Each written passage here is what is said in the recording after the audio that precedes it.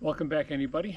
I bought my LT40 2 or 3 years ago, and since then I've loved every bit of it, with the exception of the factory installed, factory provided, original equipment, mechanical outriggers.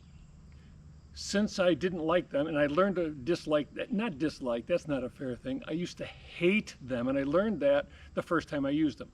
They're just not accurate. They're a pain in the butt. You have to constantly shim things up and down and everything else. So I almost immediately ordered their fine adjust outriggers, which I've got installed now.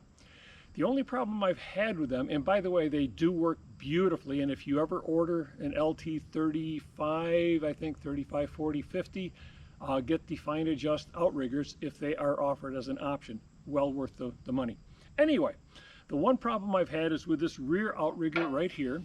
It's the only outrigger that came with a, I'm going to call it a storage post right here for these little U-shaped locking brackets.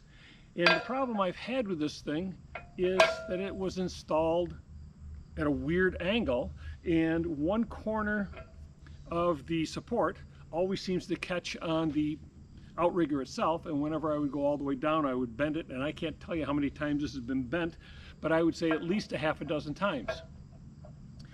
And believe it or not, I just got tired of having to fool around with it, so I decided this morning I was going to figure out how this hexagon was welded to the support here and see what I needed to do to get it cut off, turned around a little bit, realigned where it would work properly, and then get it re-welded.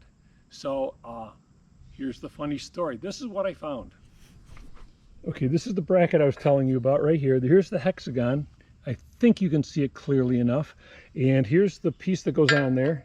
And it fits on like that. And if you look down, you'll see right here in the corner, this support here will come up and hit it and bend it, as I've mentioned. So my plan was to figure out how to get this thing cut off, repositioned, and re-welded. So what I did is, after 2.5 years or so, I looked underneath. And that's all I've got to do is loosen that right there, move it and retighten it. How about that? So I'm guessing right about now that you're really anxious to learn how you can actually readjust this thing because you probably have no concept of how it works.